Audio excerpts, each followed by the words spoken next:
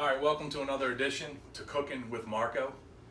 Today, we're gonna make some bone broth. So I'm gonna do two types of bone broth. What I did was, I roasted my bones first. So I didn't bore you with all the details of that on video, but basically, I've got a bunch of chicken bones, and then I'm gonna mix some beef bones with some pork bones as well. So I roasted them for about an hour at 350, and what that's going to do, it's going to add some flavor and some coloring to the broth. So I'll get started on the broth in just a second. I want to get some vegetables out and show you how I do that.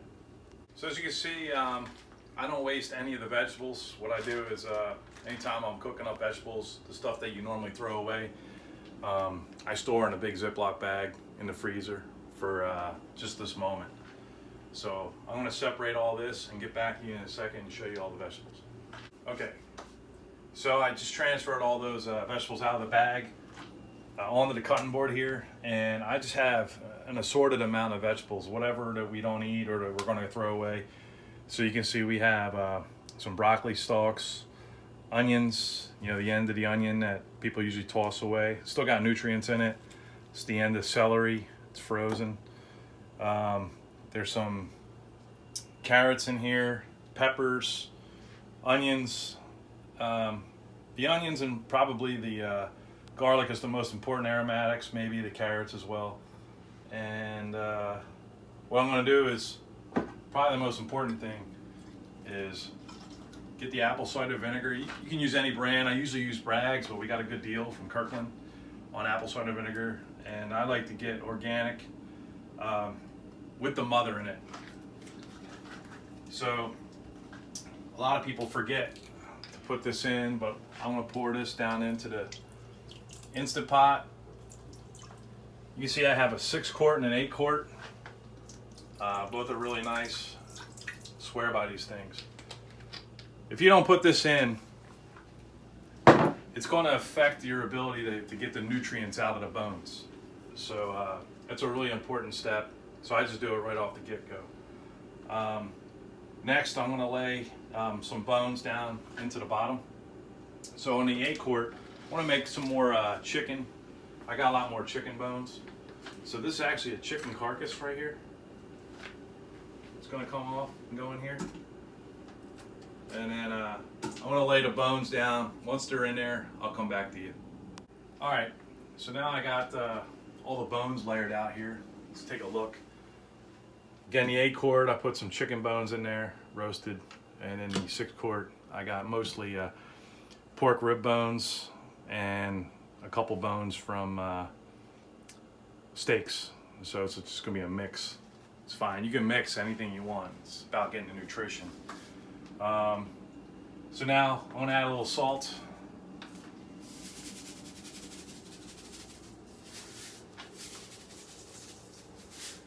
Using kosher. A little dissolve in there. And then some bay leaves for some taste and aromatics.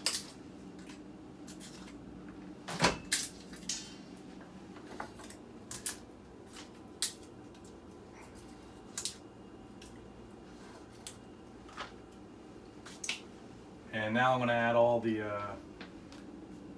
vegetables in. So I'll get those loaded up. Then we'll get to the next step in a second. All right, so I distilled a ton of water. So that's what we're going to use here. Guys, use whatever you want, tap water, bottled water. I like to distill mine. We're going to do two different methods here. So I'm going to do a slow cook on the pork and beef. And then I'm actually going to do a pressure cook on the chicken, and then we're going to go from a pressure cook to a slow cook, but this one won't take as long. So with the slow cook, I can fill it all the way up and get the maximum yield. With the pressure cooking, you can see in the pot here that there's a 2/3 max. You don't want to fill it above this line if you got an Instant Pot. All right, so let the fun begin.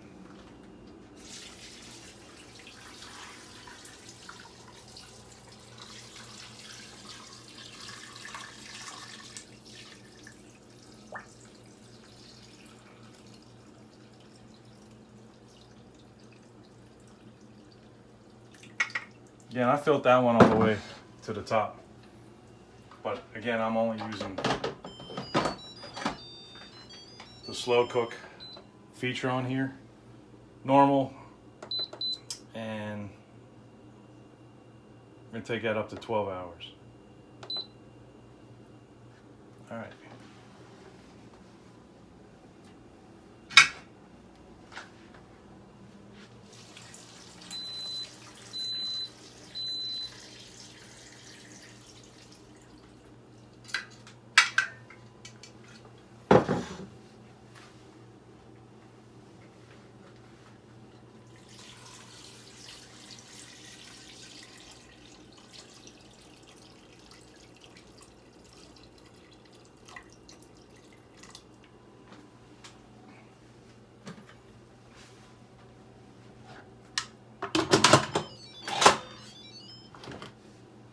So this one, we're gonna do the pressure cook.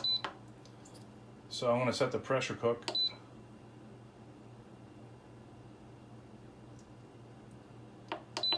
Set it for 1 hour, normal high pressure. Once it's done and it kind of off gases, you gotta make sure that on top here you got the venting on. So once it naturally vents itself, we'll put it into a slow cook for about another hour.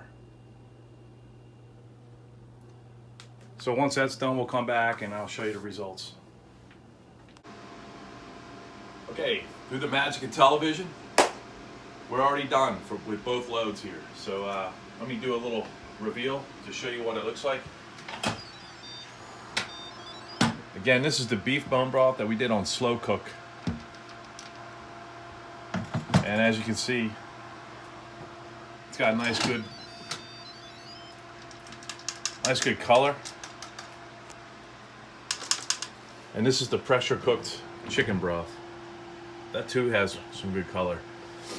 So the next step is we're gonna pull these out, strain out all the vegetables and bones, and then put them in some jars. And we'll get to that in just a second.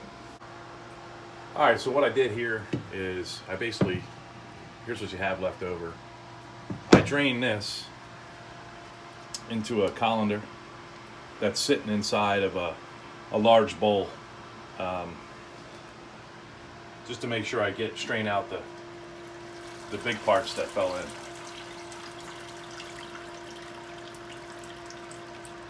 We'll do some fine tuning in just a second. Let's just get that big stuff out of here. Put it there. And then what I have is a sieve and a ball jar. Now, for me personally, I want all the nutrients that are in there, but if this was like restaurant grade, I would have a cheesecloth in here and really strain out all the particulates. I don't care, this is for me at home. I drink it for health reasons, and then I mix it in with some of my soup, so I don't mind having the particulates in there. And then also a lot of people want to drain the fat. Fat, I'm a keto guy, and fat's good. So what I'm gonna do here is just pour this through the sieve.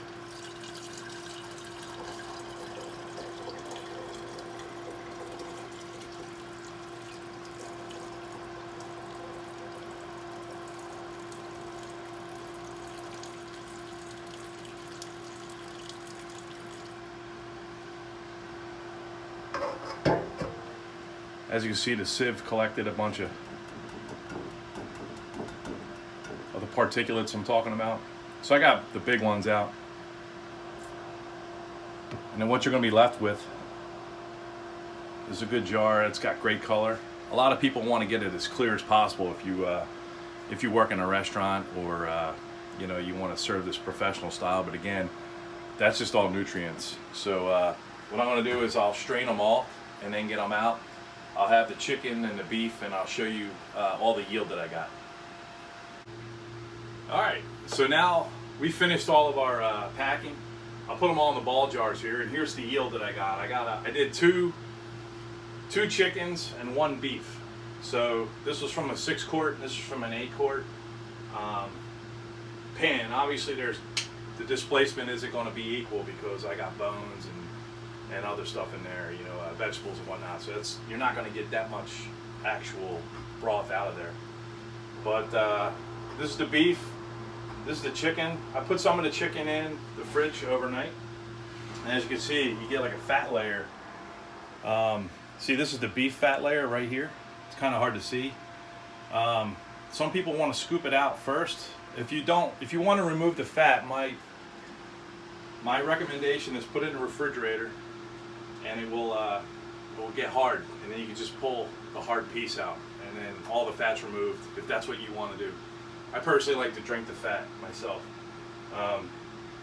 Also, this is pretty versatile, so you can use it in a pretty wide range of uses. So you just drink it straight up. A lot of people want to drink it for breakfast instead of coffee, or you can, a lot of times will have it right before a meal.